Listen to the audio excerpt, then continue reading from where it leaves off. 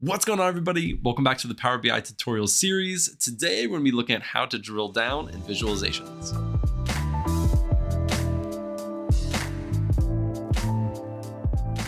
So when I say drill down, I mean you're basically adding another layer beneath the top layer of the visualization. And when somebody clicks or drills down into that data, they can see more insights and more information on the top level of data. When you drill down, you can also drill up, and I will show you how to do that in this tutorial. So without further ado, let's jump on my screen and get started with the tutorial. All right, so before we get started, I wanted to remind you that you can find the data that we're going to be working with in this tutorial in the description. You can go and download it from my GitHub.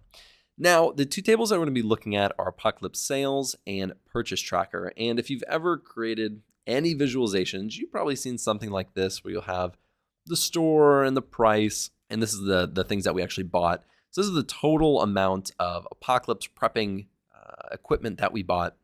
And we'll put the store in this legend right here. And you've probably seen something like this. And if you're anything like me, you're going to be in a meeting and you're going to be presenting this, and some higher up is going to be like, hey, Alex, that looks great, but I want to, see what things we actually bought in Target and how much this costs. Can you create a visualization for that? And you're going to be like, well, I could, or I could use drill down. And so you could have done this in the first place, which you should have. So what we're going to do is we're going to say the product right here, and these are going to be the actual things, and we're going to put it right under store. Now you can't see these things, right? But there is a hierarchy here. So once we added this, these options became available. Let's take it out, and all those just disappeared. And then if we add it back right here, they came back. And so you can do right here, which is click to turn on drill down. You can go to the next level in the hierarchy, or you can even expand all down one level in the hierarchy. So let's look at each of those really quickly. So let's click on this one. It's just going to turn on drill down mode. So now if I go and I click on target, it's going to drill down into these. And if we want to, I can then put product under this legend. And we can see all of those things. But of course, if we go back up, it's going to be all broken up into this clustered column chart, which is more like this, which isn't exactly what we were going for, but it works. Now, let me get rid of this. I actually want store in the legend. Now, if we turn that off and we click, it doesn't do that anymore. So what it does now is it just highlights Walmart, it highlights Costco, it highlights Target. So we're going to keep that on. But we can also do something called going down the next level of hierarchy. So let's click on that. And so now this is going to go down to the next level, down to this product level, because that is the next level. And now it's going to show us each of those things, but it's going to have it broken out by the store. And so it's a completely different visualization, but all within the same realm of the data that we're looking at and what we actually care about. So let's go back up in the hierarchy, and then let's use this one right here, which is expand all down one level in the hierarchy. And so this one is, again, extremely similar, except it just visualizes it differently. And now what it's doing is Walmart rice, Target dried beans, Costco rice. So instead of having it all like this one, where it's stacked on top of each other, it's breaking it down individually. So this one column would become 3 separate columns. Now I'm going to minimize this right here. I'm actually going to go back up in the hierarchy, just for visual purposes. Now I'm going to show you one more example. We're going to use this Apocalypse Sales up here. And this is one that I actually use all the time. So the one you've seen, you'll get stuff like that, especially if you're working with like sales and stuff.